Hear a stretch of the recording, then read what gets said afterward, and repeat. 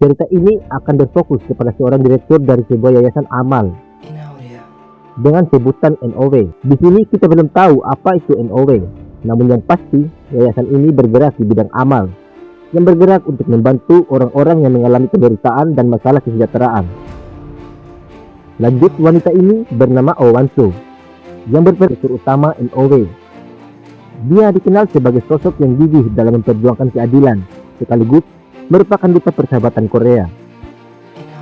Ia memiliki seorang suami yang bernama Kim Yong-guk, seorang pengusaha muda sekaligus penerus perusahaan Hwan Group, dan seorang mertua yaitu ketua Park sebagai ketua utama Hwan Group.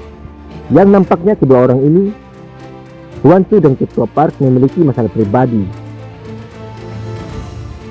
Hwan-soo selalu menghabiskan waktu untuk menggalang dana agar dapat didonasikan untuk kesejahteraan masyarakat. Kita juga akan diperkenalkan kepada seorang pria yang saat ini berada di Manila. Pria ini bernama So Do-yeon. Dia merupakan seorang agen Korea.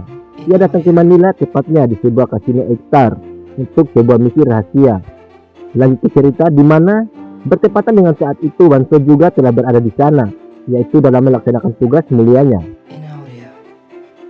Singkat cerita, ketika Hwan-soo baru saja selesai melakukan pertemuan, ternyata sudah ada seorang yang sedang mengincar nyawanya.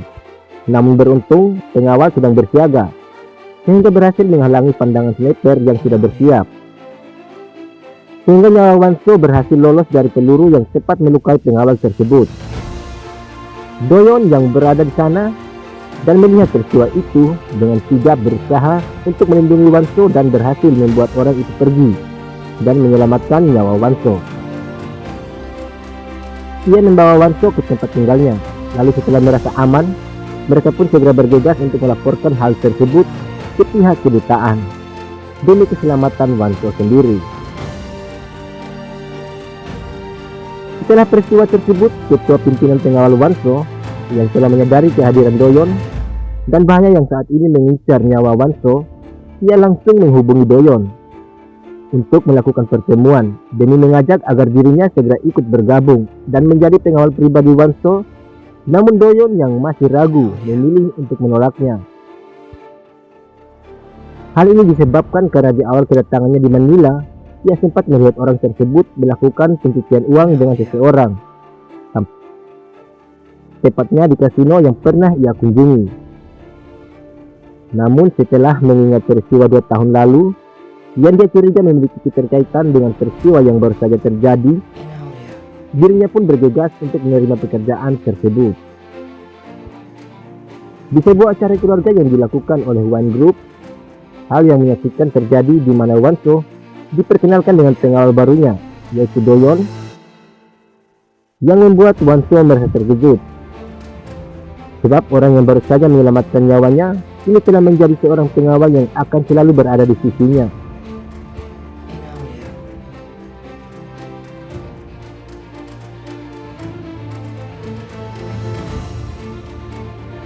Saat Hwan-soo melakukan perkenalan dengan para tamu hadirin, di sini juga diceritakan bagaimana seorang Hwan-soo kecil tumbuh dewasa sebagai seorang pegolf profesional demi mengikuti impian ibunya.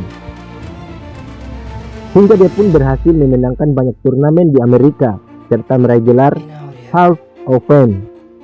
Lalu kemudian ia pulang ke Korea setelah semua penghasilan yang dia dapatkan harus diambil demi membayar hutang ibunya yang kejadian judi.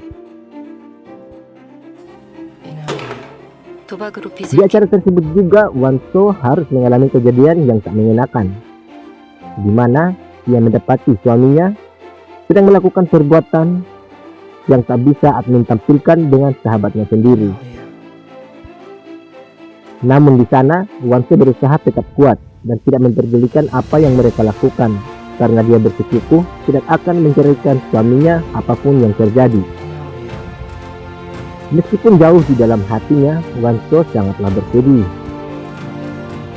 Namun dia tetap bersedia melakukan tarian dansa bersama suaminya disaksikan semua hadirin, agar tidak ada seorang pun yang curiga dengan apa yang ia alami saat ini. Setelah acara tersebut selesai, Hwan-soo kemudian menemui mertuanya. Di sana mereka terlibat pertengkaran kecil yang disebabkan karena Wanso yang tak mau menuruti ibu mertuanya itu. Selepas dari sana, Wanso yang merasa masalah yang dialaminya berat, kemudian mencoba menghilangkan kepenatannya dengan minum sendiri. Dan mengingat bagaimana dia pertama kali bertemu dengan suaminya, hingga mereka pun berkenalan dan menikah. Setelah habis minum, Wanso yang sudah kepayahan untuk berjalan, tanpa sengaja bertemu dengan Doyon, yang kemudian mengawalnya hingga ke kamar tidurnya. Saat berada di depan pintu kamar tersebut, Wanso sangat kepayahan, hingga Doyon dengan sigap akan membuka pintu tersebut. Namun dengan sengaja, Wanso justru bertanya apakah saat kejadian di Manila, pria ini hanya benar-benar lewat saja. Namun Doyon yang menganggap jika Wanso hanya sedang berbicara ngelantur, tidak memperdulikannya. Kemudian membawanya masuk.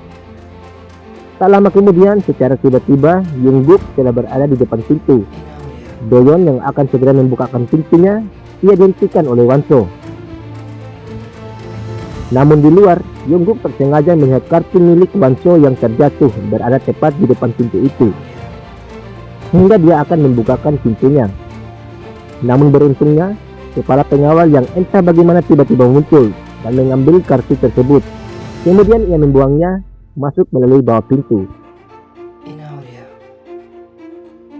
Sehingga Wanso dan Doyon pun selamat dari kecurigaan.